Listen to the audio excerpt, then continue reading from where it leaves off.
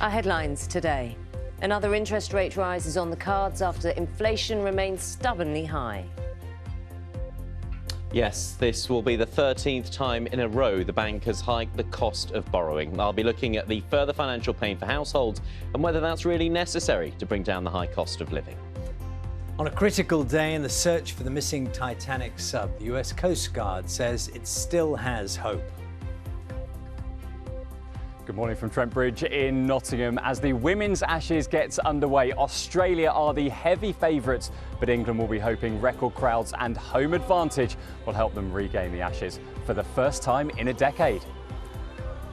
Also on breakfast this morning, we reunited with an old friend, the giant mechanical bull from the Commonwealth Games in Birmingham last year. It's been fully restored after the public helped save it from the scrap heap. The public have also now chosen its proper name. A firefighter has gone missing whilst attempting to complete a charity swim across the English Channel. Ian Hughes set off from Dover with a support boat on Tuesday before disappearing. A search involving military helicopters as well as Navy and police boats has now been called off. Let's have a look at the front pages for you this morning, Thursday morning. The Times reporting Chancellor Jeremy Hunt's economic advisers have turned on the Bank of England over the high-level inflation and rising mortgage rates.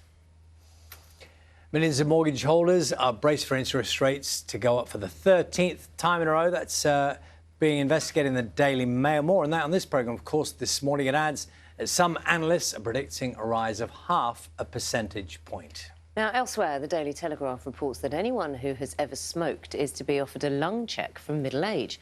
It's part of a plan to boost cancer survival rates. And a popular story on the BBC News website this morning. Councillors are warning that getting rid of fees to dispose of DIY material will see costs passed on to households. The government said it wanted to deter fly tipping. A local government association said the cost could result in higher council tax. Making the front pages and kicking off then with a Mirror holding on to hope that this Mirror there as they lead on the hunt for the Titanic sub. And that's also on the front of the Daily Star, which reads, their last hope, as there's just hours left to find the missing submersible as oxygen supply dwindled. Rescuers have promised not to give up hope of saving the 5 people on board the vessel. That story also featuring on the front of the Metro. And the Daily Express reports saving the 5 people on board rests with a rescue robot being sent to the scene of the search.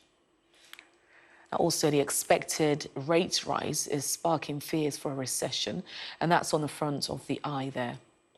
Tories turn on bank over rates crisis. That's a headline in the Mail. And the Times reads, triggering inflation could tame inflation. Triggering recession there could tame inflation.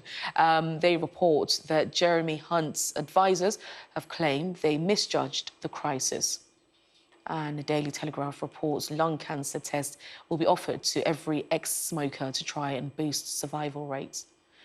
And The Guardian there, the security guards on the Kenyan apple farm that supplies British supermarkets have been accused of brutally assaulting and killing people suspected of trespassing on the property. That's an exclusive story on the front of The Guardian. And if you want to see any of those front pages again or read the stories, just scan the QR code on your screen. Do you think you're a creature of habit? Quite a bit, yeah, I would say so. Do you, when you cook... I just put my pen exactly there.